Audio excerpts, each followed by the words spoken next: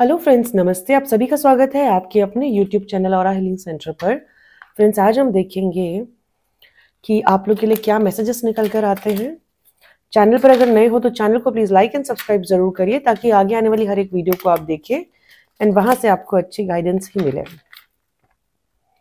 I hope आप सभी की होली अच्छी रही होंगी, आप लोगों ने अच्छे से खेला होगा, एंजॉय किया होगा, है ना। एंड खेलना भी चाहिए। It's very important to live a lively life.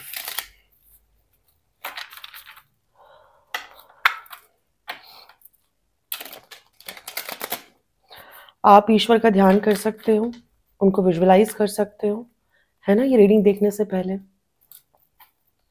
Ishwar please मुझे हेल्प करिए ताकि मैं मेरे व्यूअर्स को सही गाइडेंस दूं।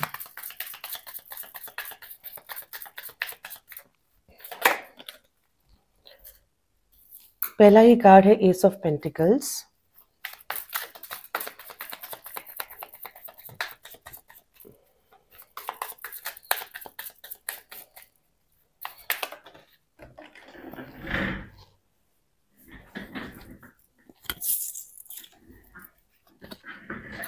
Then we have Eight of Pentacles.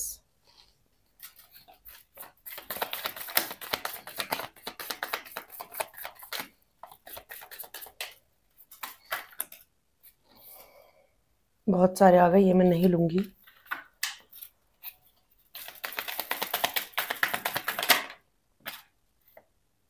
Queen of Cups.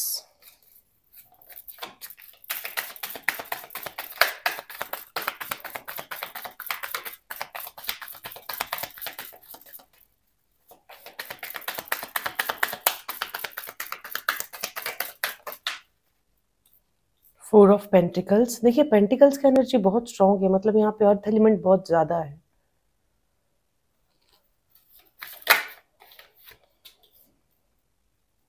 Nine of sword.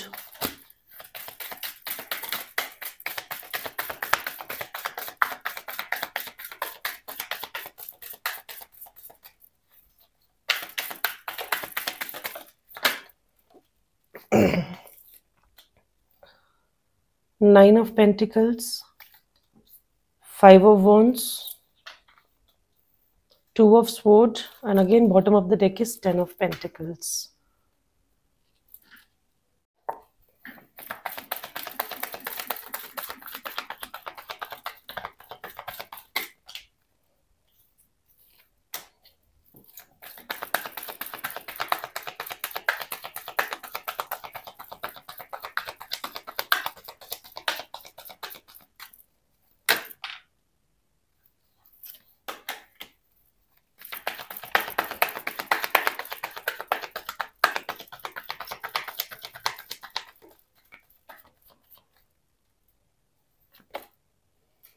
Temperance,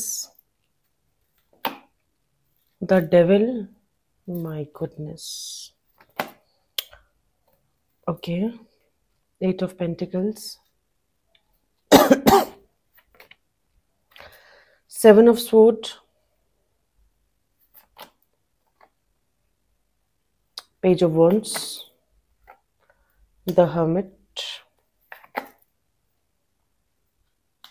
Six of Cups, the Hangman, Eight of Swords। बड़ी अजीब सी एनर्जी है।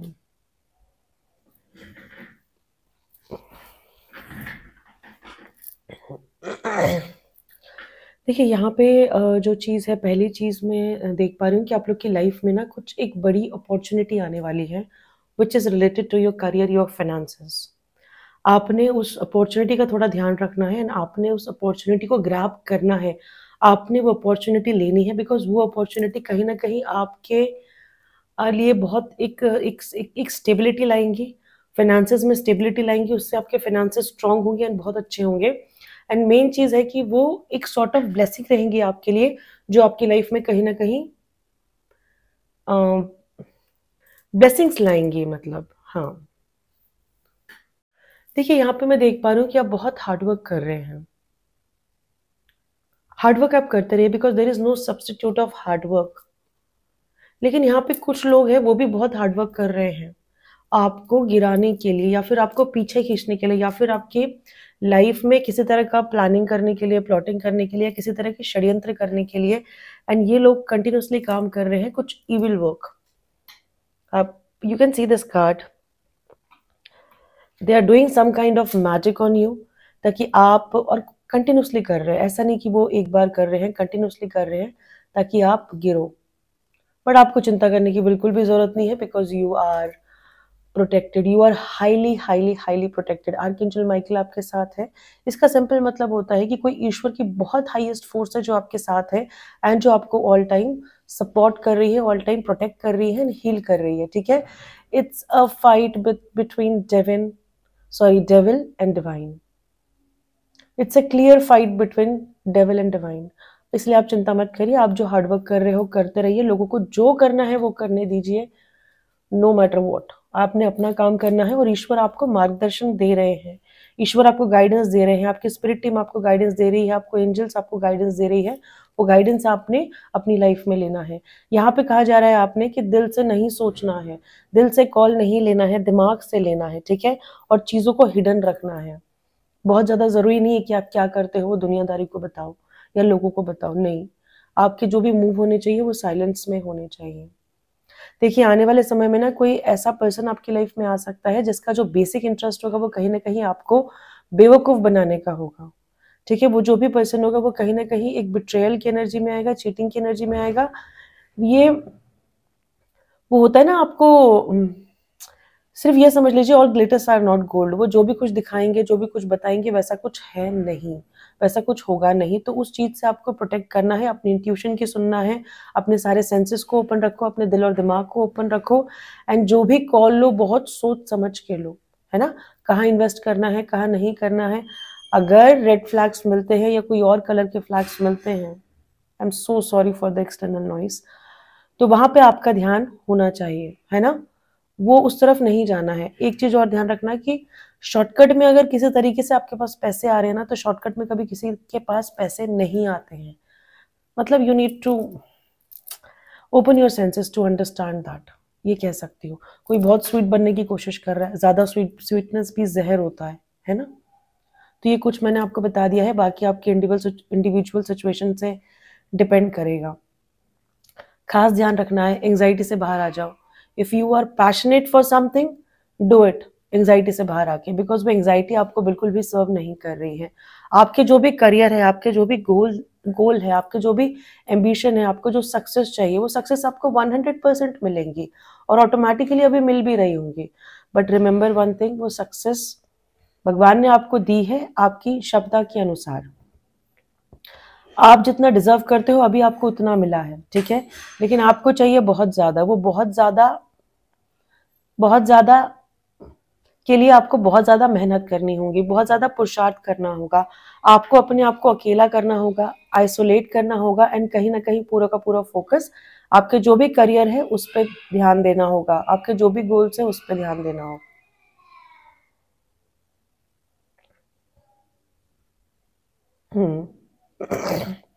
पास्ट से बाहर आइए, बिकॉज ये पास्ट जो है ना, देखिए, नॉस्टैल्जिक होना बहुत अच्छी बात है। अगर हमारा किसी के साथ बहुत अच्छा टाइम स्पेंड हुआ है या बहुत अच्छा हमारा पास्ट रहा है, बहुत अच्छी बात है। लेकिन उसी में घुसे रहना बिल्कुल भी अच्छी बात नहीं है। You need to come out from the past, because जितना ज़्यादा आप उसमें घुस रहे हो उतना ज़्यादा आप इंटरनली सफ़र कर रहे हो, आप मेंटल लेवल पे सफ़र कर रहे हो, आप इमोशनल लेवल पे सफ़र कर रहे हो, आप साइकोलॉजिकल लेवल पे सफ़र कर रहे हो।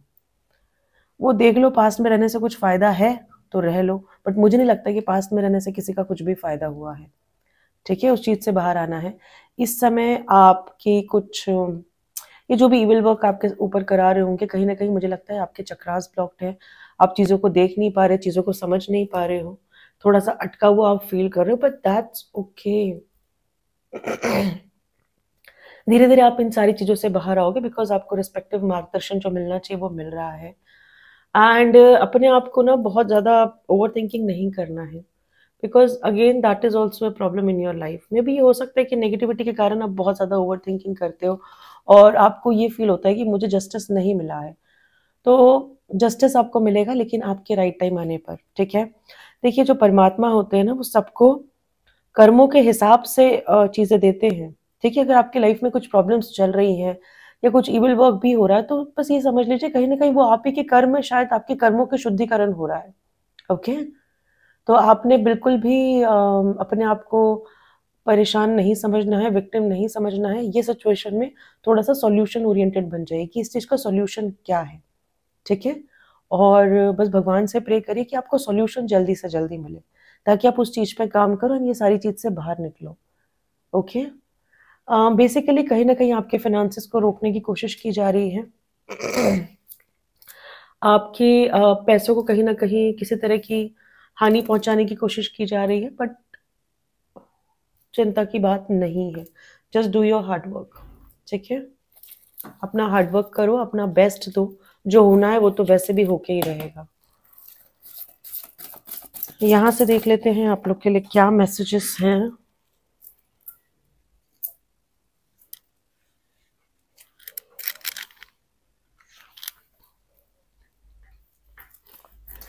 लेटिंग गो,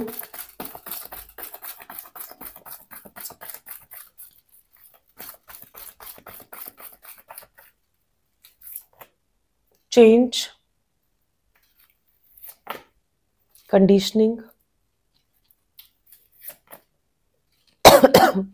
receptivity, wow, integration, exhaustion, the fool. आपको अपनी लाइफ का क्रिएटर बनना है, इस चीज का आपने ध्यान रखना है, ठीक है? आपको अपनी लाइफ का क्रिएटर बनना है और एक न्यू बिगनिंग से डरना नहीं है। मुझे लगता है आप काफी डरे हुए हो, है ना? आप काफी डरे हुए हो, काफी फियरफुल एनर्जी में हो।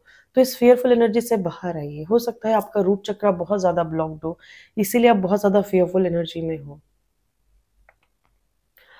देखो, बहुत सिंपल मैसेज है। आपको लाइफ में बहुत सारी चीजें लेट गो करनी है, जो भी चीज आपके हाईएस्ट गुड के लिए अच्छी नहीं है। जाने दो, जाने दो, जाने दो। चाहे वो पास्ट हो जाने दो, चाहे वो प्रेजेंट हो जो आपके हाईएस्ट गुड के लिए अच्छा नहीं है, जाने दो।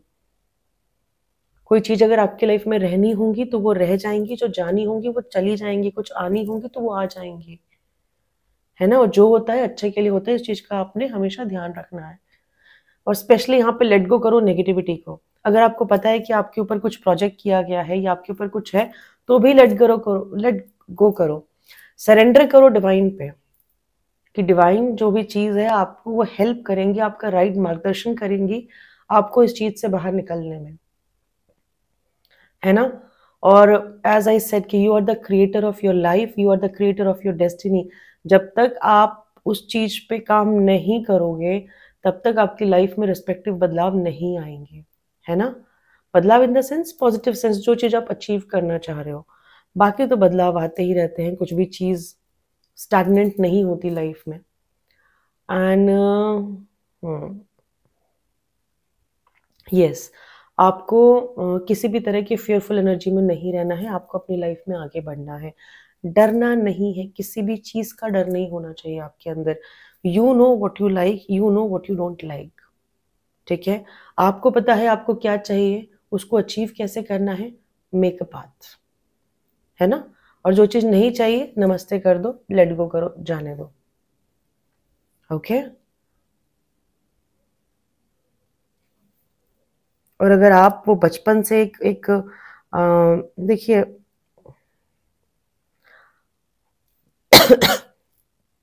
फॉर एग्जाम्पल, अगर हमें बचपन से एक रिस्पेक्टिव परवरिश मिली है, तो हम बहुत बार ना उसी उसमें बढ़ते हैं, हमारी सोच वैसी ही हो जाती है। ऑल्दो हम कितने भी एजुकेटेड होंगे, लेकिन उसके बाद भी हमारी सोच वैसी ही होगी।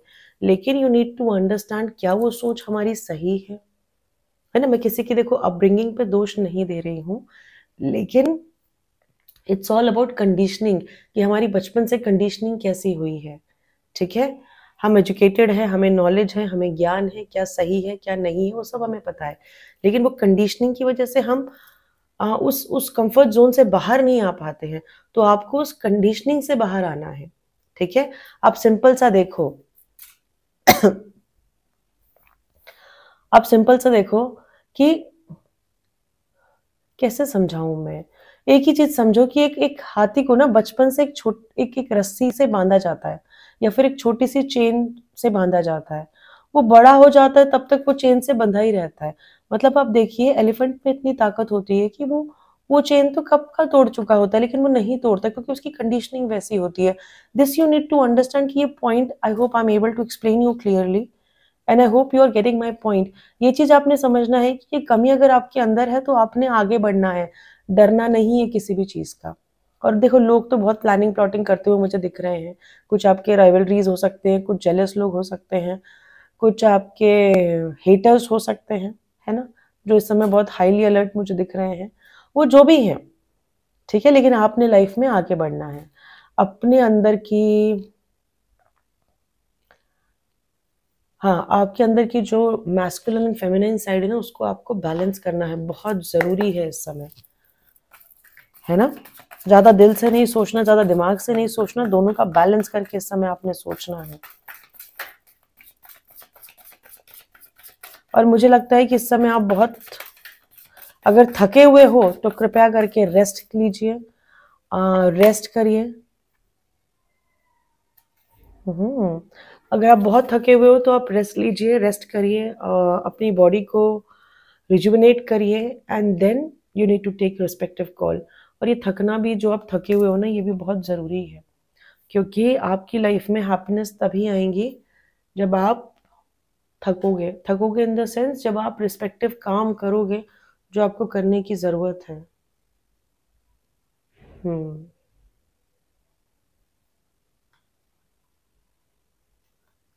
आज की रीडिंग थोड़ी अजीब है, बट ठीक है, जिनसे रेजोनेट करेंगी उनसे कर जाएंगी, वो समझ जाएंगे, है ना। यहाँ से देख लेते हैं। भगवान जी प्लीज बताइए मेरे व्यूवर्स के लिए क्या मैसेज है।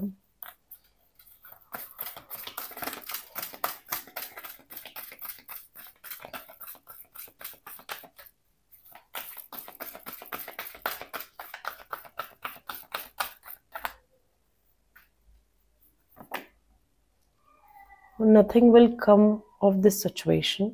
Okay. The end of a tough cycle approaches. Wow. Nothing is yet set in stone. Time for healing. Your hard work is paying off. देखिए यहाँ पे ये कहा जा रहा है कि जो भी आपका हार्ड वर्क है वो पे ऑफ हो रहा है और होगा आने वाले समय में। तो हार्ड वर्क करिए, ठीक है। इस समय आपको हील होने की ज़रूरत है। हीलिंग पे भी थोड़ा सा आपने फोकस करना है। कोई अगर आपके लाइफ में टफ साइकिल चल रहा था या चल रहा है, उस खत्म होने वाला है। You should always be thankful to God for this. और अगर आपको ऐसा लगता है कि ये चीज़ें हो ही नहीं सकती, तो ऐसा नहीं है, है ना।